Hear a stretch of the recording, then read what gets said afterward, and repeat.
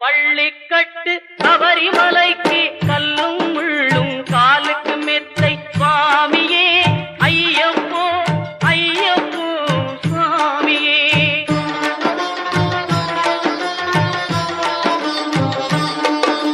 நெய்யபிஷேகம் சுவாமிக்கே கற்பூர தீபம் சுவாமிக்கே ஐயப்பன்மார்களும் கூறிக்கொண்டு ஐயனை நாடி சென்றிடுவார் சபரிமலைக்கு சென்றிடும்.